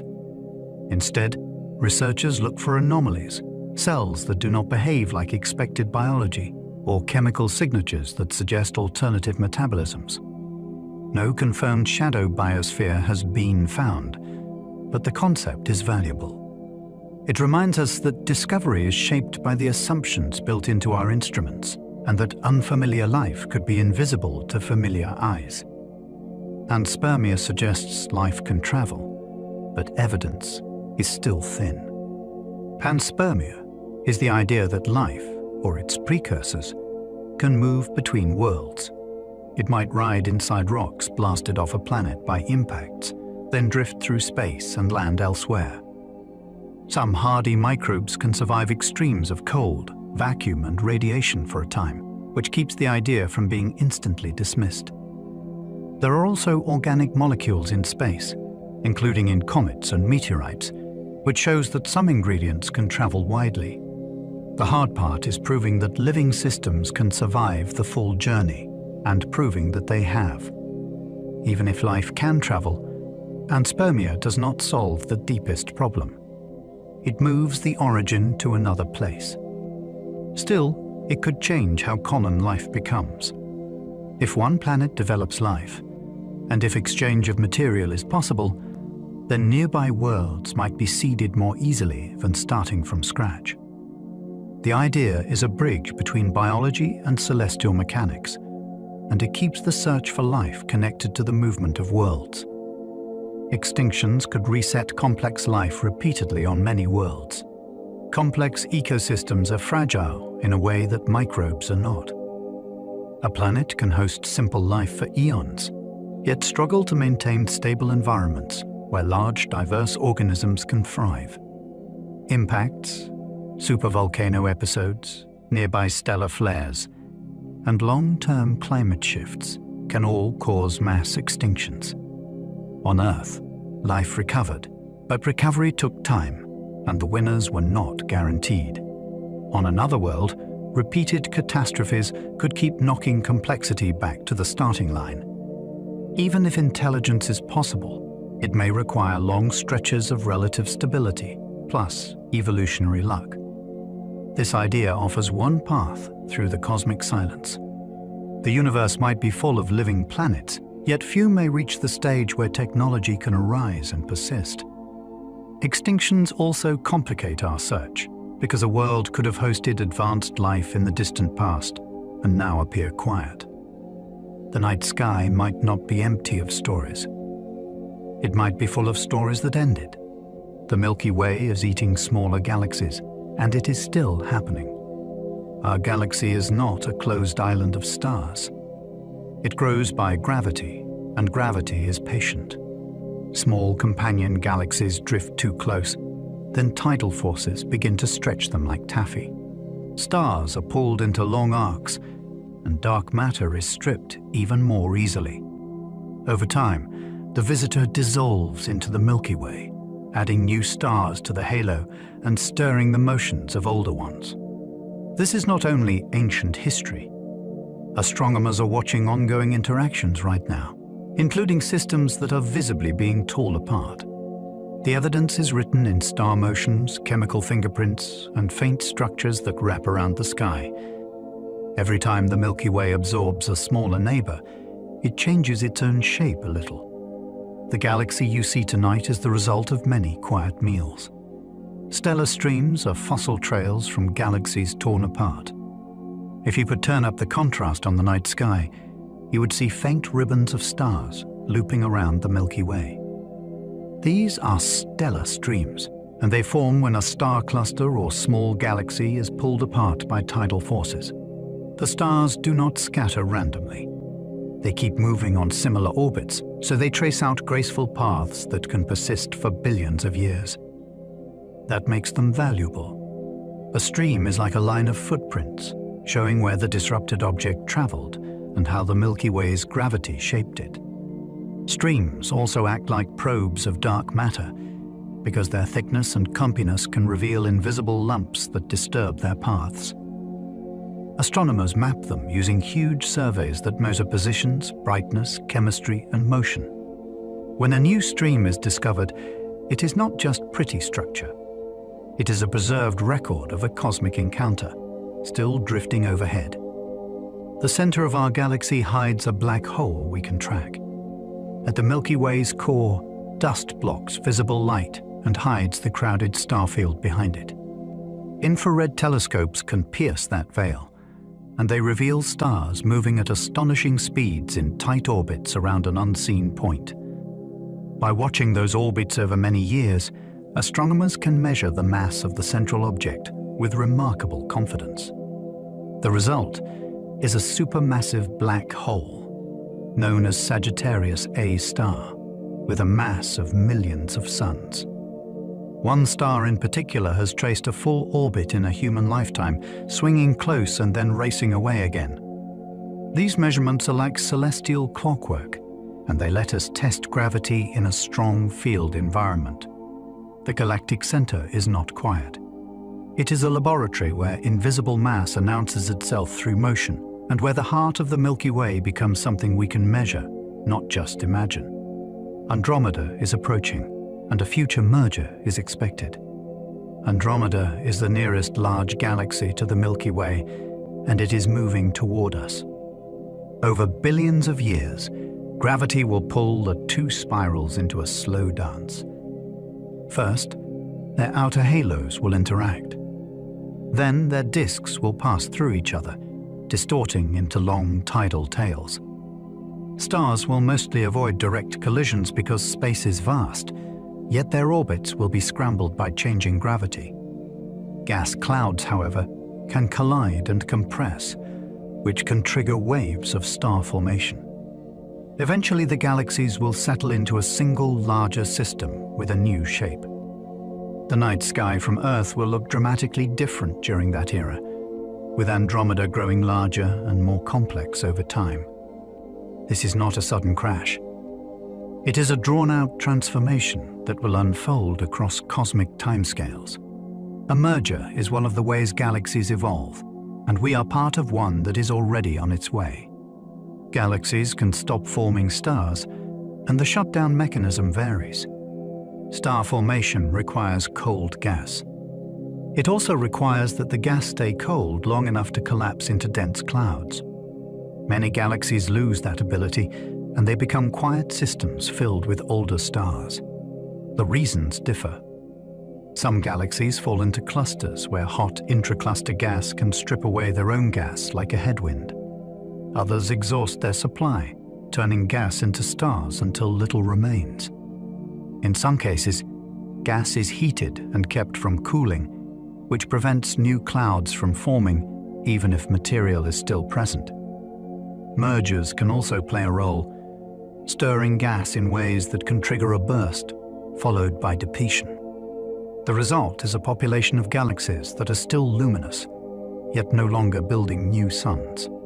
This transformation shapes the colors of galaxies across the universe, since young stars shine blue while older populations glow redder. When a galaxy shuts down, it changes its future for billions of years.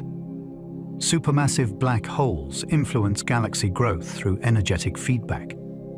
A feeding supermassive black hole can look like a quasar, and it can release more power than all the stars in its galaxy combined.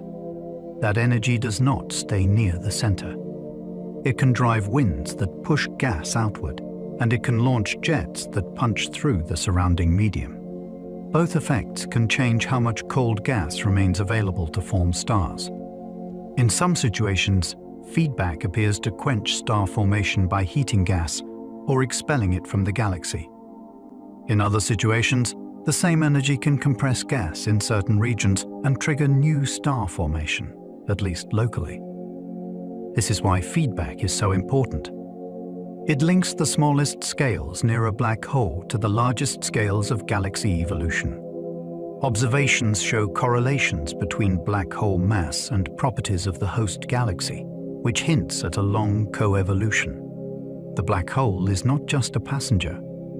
It can be a regulator, shaping how a galaxy grows up. Cosmic voids are enormous, and their origins test our models. Between the bright filaments of the cosmic web lie regions with very few galaxies. These are cosmic voids, and some are hundreds of millions of light-years across. They are not completely empty. They contain thin gas and dark matter, yet their density is lower than average.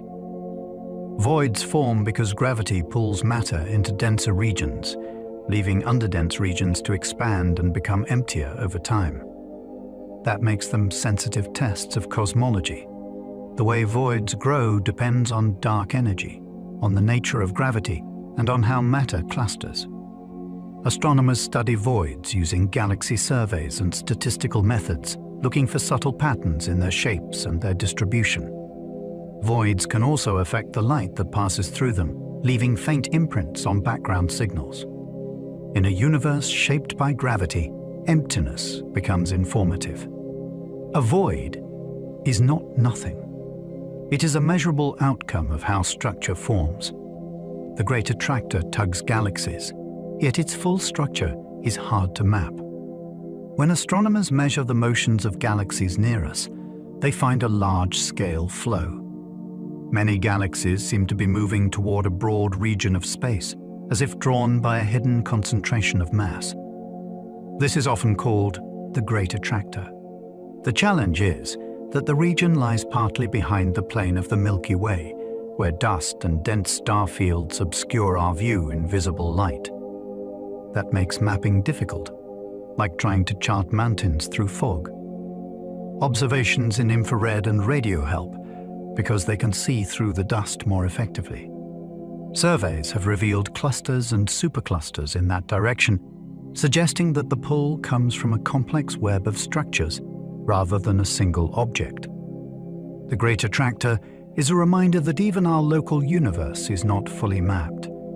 Gravity reveals the presence of mass. Light does not always reveal where it is hiding.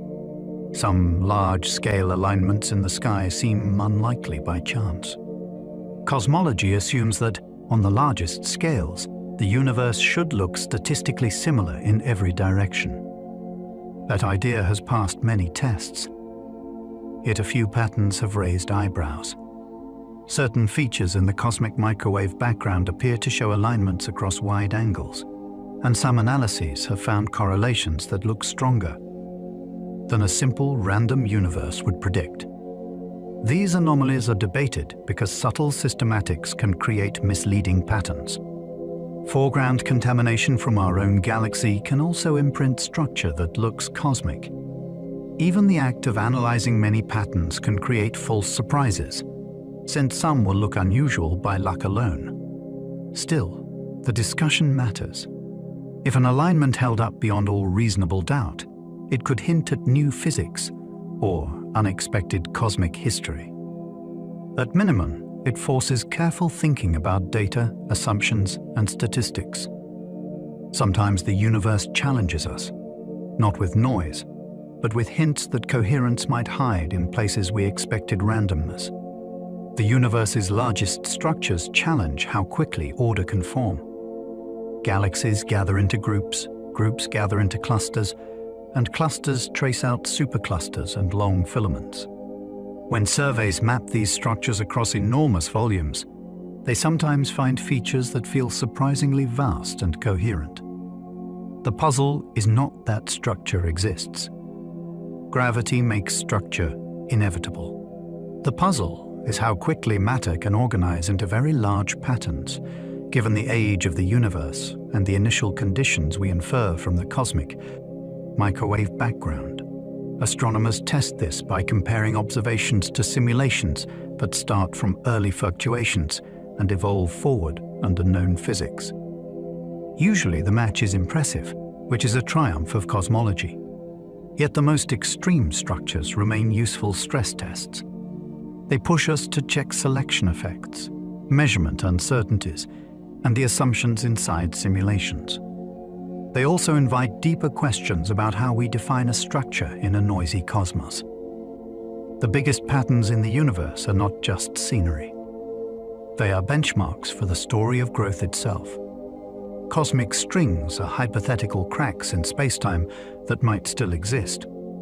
If the early universe changed phase the way water freezes, it might have left behind thin defects, lines where the change did not match up perfectly.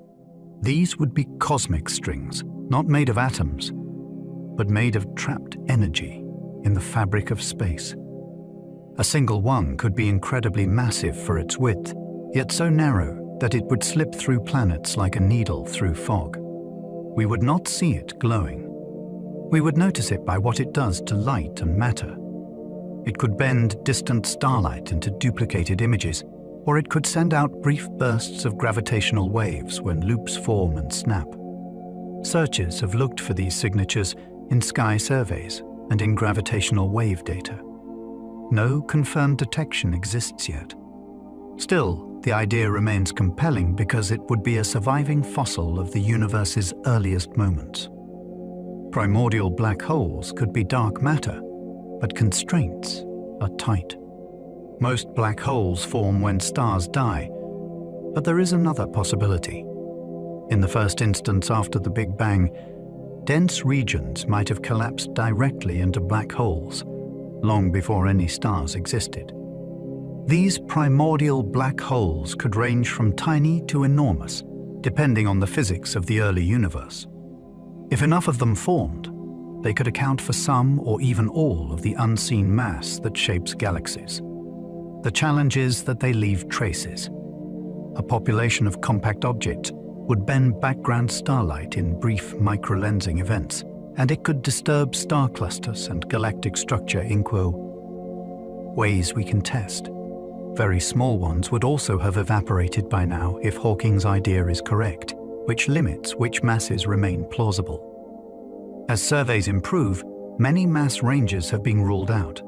Yet a few windows remain interesting. It is a bold idea because it turns a mystery of matter into a relic of the universe's birth. Extra dimensions could hide, affecting gravity at tiny scales. We experience 3 dimensions of space, yet some theories suggest there could be more, curled up so tightly that they escape ordinary notice. If extra dimensions exist, they might change how gravity behaves at very short distances, perhaps making it stronger than we expect below a certain scale. That possibility has motivated careful tabletop experiments that measure tiny gravitational forces, searching for deviations from the usual inverse arc. square rule. Particle accelerators also contribute by looking for signs of missing energy that could imply gravitons leaking into extra dimensions. So far, nothing definitive has appeared, and the constraints have become stringent. Still, the idea persists because it could help explain why gravity is so weak compared with other forces. It also offers new ways to connect the physics of particles to the geometry of space itself. Hidden dimensions would mean the universe is roomier than it feels, with structure folded into scales we have barely begun to probe. Quantum gravity remains unfinished, and black holes keep pushing us. Modern physics has two great frameworks. Quantum theory rules the small, and general relativity rules the large and massive. Each works beautifully in its own domain, yet they clash in extreme conditions where both should apply. Black holes are a prime example, because they combine immense gravity with regions that demand quantum rules. The problem is not a missing decimal point. It is that our current mathematics cannot fully describe what happens when space-time itself should have quantum behavior. Researchers explore several approaches, including string theory, loop quantum gravity, and ideas that treat space-time as emergent from deeper quantum K. Ingredients. Each approach captures some pieces, and each faces open challenges. Observations are starting to help. Through precise studies of black hole environments and gravitational waves that test relativity in strong fields. Still, the key tests may require new kinds of measurements or entirely new thinking. Quantum gravity is unfinished because nature is asking questions we have not yet learned how to answer. The multiverse is a serious idea, but hard to test. Some cosmological models suggest our universe may be one region within a larger reality, with other regions that have different initial conditions, even different physical constants. This can arise in certain versions of inflation, where expansion continues in some places while ending in others, creating many bubble-like domains. It can also arise in frameworks where the laws of physics allow many possible vacuum states. The appeal is that it might explain why our universe has properties that seem unusually suited for complex structure, because we would naturally find ourselves in a region where conditions allow observers. The problem is evidence. If other regions are beyond our cosmic horizon, direct observation may be impossible. Researchers therefore look for indirect tests, such as specific patterns that collisions between bubble universes might leave in the cosmic microwave background. Such signatures are difficult to distinguish from ordinary cosmic variation. The multiverse sits at a fascinating boundary where theoretical elegance meets the strict demands of testability. Vacuum energy predictions and observations disagree by an absurd amount. In quantum physics, empty space is not truly empty. Fields have a baseline energy, and naive calculations suggest that this vacuum energy should be enormous. In cosmology, however, the observed acceleration of the universe implies a much smaller energy density associated with space. The mismatch is not a small embarrassment. It is one of the largest known gaps between theory and measurement in all of physics. Something about our understanding is incomplete. Perhaps different contributions cancel almost perfectly, for a reason we do not yet grasp. Perhaps our method of calculation is not appropriate when gravity and quantum fields are treated together. Perhaps there is a symmetry or principle that forces the vacuum energy to be small. Many proposals exist, and none are universally accepted. What makes this mystery so striking is how personal it is to the cosmos.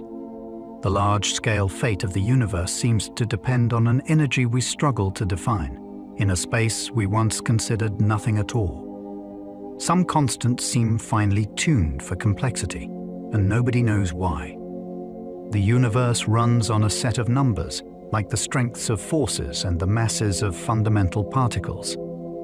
If some of these values were different, the cosmos might still exist, yet it could look radically unlike our own. Stars might burn too quickly, or fail to ignite. Stable atoms might be rare. Chemistry might lose the variety needed for complex molecules. This observation is sometimes called fine-tuning, and it invites several interpretations. One view is that the constants must have these values due to a deeper, undiscovered theory. Another view is selection. If many universes exist with different constants, then observers naturally appear in the rare ones where complexity is possible. A third view is caution. Our knowledge of how changes propagate through physics may be incomplete, so the range of viable universes could be wider than we think. What remains is the feeling of standing before a control panel of reality, seeing dials set just so, and realizing we do not know who or what set them. Time's arrow emerges from entropy, yet the beginning is puzzling. In daily life, time has a direction. Eggs break, but do not unbreak. Smoke spreads, but does not gather itself. Physics explains this through entropy, the tendency for systems to move toward more probable, more disordered states. The surprise is that the fundamental laws do not strongly prefer a direction.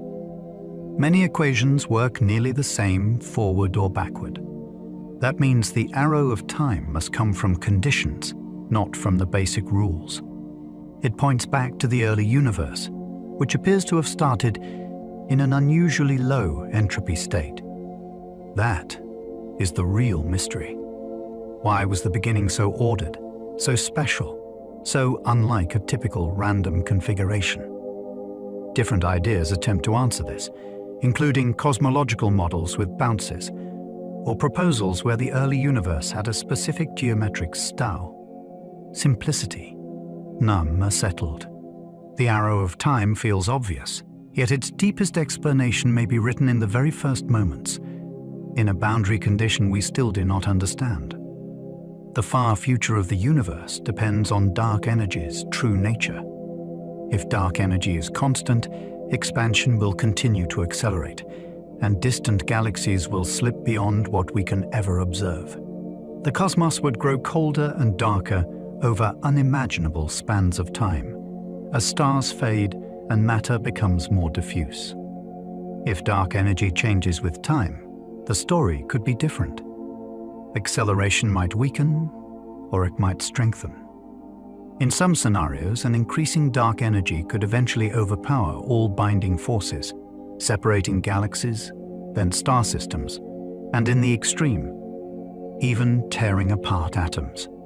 In other scenarios, dark energy might reverse sign or behave in ways that slow expansion, which could alter long-term structure and destiny. Right now, observations are consistent with a constant form, but uncertainty remains, and small differences matter enormously over cosmic time. This is why measuring dark energy is not just bookkeeping. It is a way of asking what kind of ending the universe is headed toward, and whether the ending is quiet, dramatic, or something we have not imagined. The biggest mystery may be why the universe is comprehensible at all. The cosmos is vast, indifferent, and often violent, yet it is also describable. Simple equations can predict eclipses, explain spectra, and reveal invisible mass through gravity. Patterns repeat, laws hold, and mathematics maps onto reality with uncanny effectiveness. That success is so familiar that it can feel normal, but it is not logically guaranteed. The universe could have been chaotic in a way that resisted compression into rules we can discover. Instead, it offers regularities that minds like ours can grasp, test, and refine. Some philosophers argue that comprehensibility is partly selection, because beings capable of asking questions must evolve in a world with stable patterns. Scientists often answer more pragmatically. We learn because the universe has structure, and our brains are pattern-seeking tools shaped by survival. Still, the feeling remains. We are made of star-forged atoms, living on a small world, and somehow we can understand galaxies, particles, and space-time. That bridge between mind and cosmos may be the most astonishing link of all. As we come to the end of our journey through cosmic mysteries, you can let the ideas settle like stardust. We wandered through a universe where most of what matters cannot be seen. We traced the strange influence of dark matter as it shapes galaxies, and the even stranger push of dark energy as it stretches space itself. We listened for ripples in space-time from colliding black holes, and we imagined neutron stars with interiors that challenge every rule we know. We visited worlds beyond our sun, some losing their skies, some locked between endless day and endless night, and some drifting alone through interstellar dark. We skimmed the ancient afterglow of the early universe, and we followed questions that still have no final answers, from missing antimatter to the possibility of life elsewhere. If you enjoyed this drift through the cosmos, you might like to tap like, subscribe, or leave a small comment. It helps this channel find others who need a calm place to land. And if you happen to still be awake, there will be another video waiting on your screen. You can let it carry you onward, one more slow step into wonder. But for now, you do not need to solve anything. Let your breathing ease. Let your jaw unclench.